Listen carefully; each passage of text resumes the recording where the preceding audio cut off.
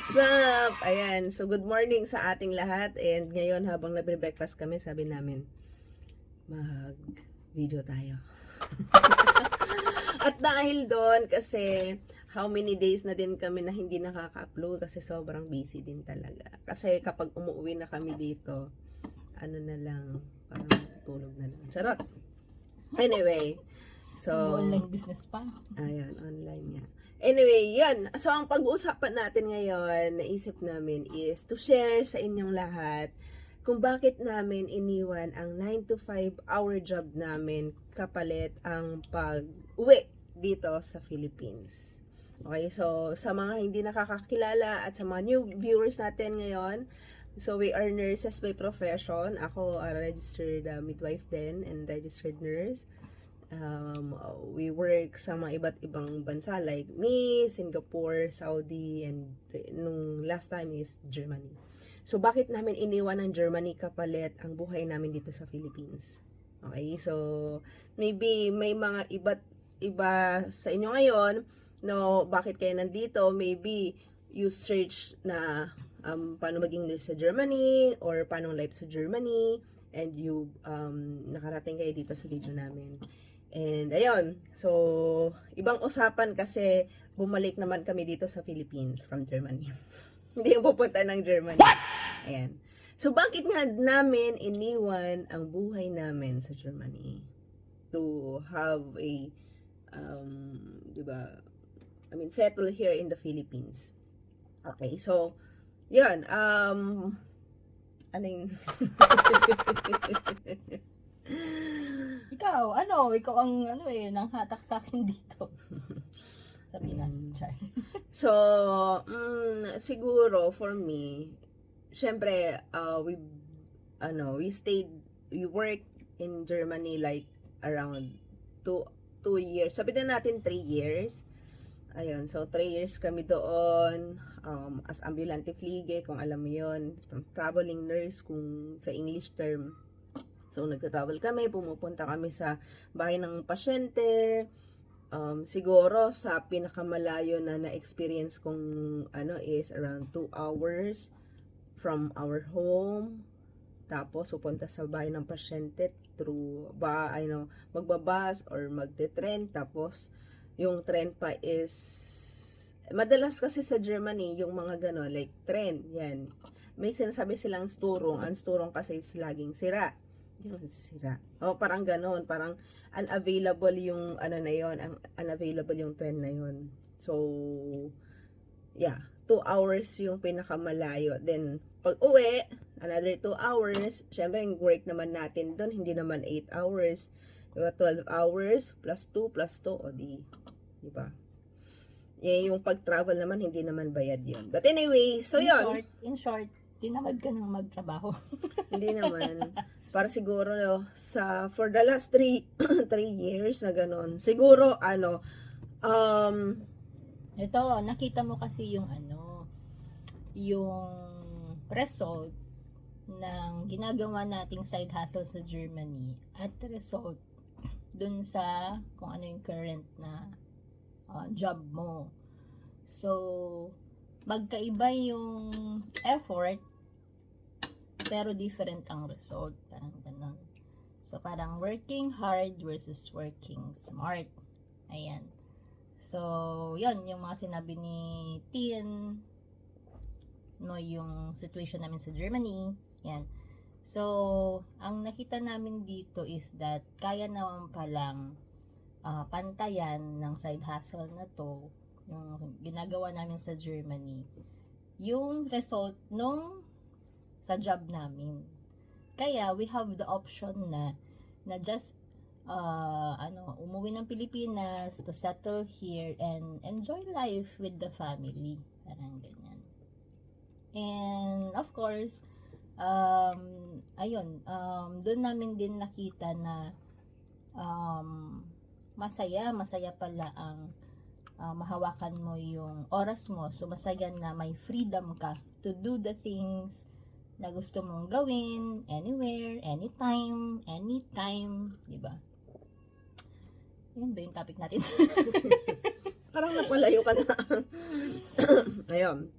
So, going back, tama yung sinabi ni Mick na fast track na kasi yung sinabi niya, but yung life kasi doon is, alam mo yun, paulit-ulit. Like, ngayon, di ba, winter, malamig, nag-i-snow, pupunta ka sa work. You don't have any choice na pumunta. Di ba? At first, syempre, sa amin, sayang-saya kami at first kasi syempre, first time namin makakita ng snow. Basta magical. I mean, yeah, magical talaga yung snow. But, as time goes by, habang nagtatagal, oy, nag-i-snow na naman. Kailangan pumasok, tapos slippery pa, and how many times pang, alam mo yun. So, hindi naman kami nagre-reklamo, guys, ha. That's the reality. Reality yan, okay? So, kapag nagko-comment, for example, na, ay, reklamo, hindi kami nagre-reklamo, guys. That's the reality talaga. Okay? So, kulang na lang pumasok dun sa ano, kasi realidad yun. Okay, lahat naman tayo, imposible. Di ba, imposible naman na hindi sa tanan ng buhay, hindi ka nagreklamo. Di ba? Ikaw ba naman, 3 beses kang muntikan ng madulas? Di ba? Buti na lang nakayabag ako that time. So, yun. And hindi siya, ang buhay OFW, hindi siya biro. Sa totoo lang, hindi siya biro. Kung pwede lang sanang kung mayroon lang, 'di ba? I'm talking to general population na OFW. Kung pwede lang na meron kang pagkakabalhan dito o pagkakaperahan dito sa Pilipinas na kayang sumuporta, 'di ba? Kayang sumuporta sa family dito, why not? 'Di ba? Bakit mo pa kailangan lumabas ng bansa? Kung yung kapalit naman is may iwan mo yung mga anak mo, may iwan mo yung family mo, 'di ba? Napaka-hypocrite naman na okay ka naman dito. Siguro for the sake of the dream, maybe, no? Pag ganon. Pero yun nga, sabi ko, kami na nag-OFW, diba? Hindi biro ang lumabas ng bansa. Hindi biro na 24/7 hindi mo kasama yung family mo. Diba? Hindi biro na birthday ng anak mo wala ka. Diba? So yun, hindi ako galit. Nakakahilang talaga ang kape. So, bakit nga ba, 'di ba, sa 9 to 5 hour na job? 9 to 5 hour meaning, 'di ba, employed. 'Di ba? So, 'yun, actually nung una talaga we decided na ay maganda dito mag-settle sa Germany. Dito doon mag-settle. Okay naman yung life, pero alam mo 'yun, minsan talaga dumadating sa point na parang nafe-fed up ka na. Tapos, kapag off days mo doon, hindi ko naman nilalahat yung employer. Kapag off days mo doon is tatawagan ka. Yun yung pinaka-worst talaga, yung papadutyhan ka na no choice. Diba? Kasi walang magjo-duty.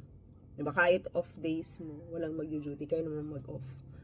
Ayun, yun yung pinaka-worst na alam mo yun, yung parang yun na yung time na peace, may peace ka, 'di ba? Yung peace of mind mo, tapos tatawagan ka.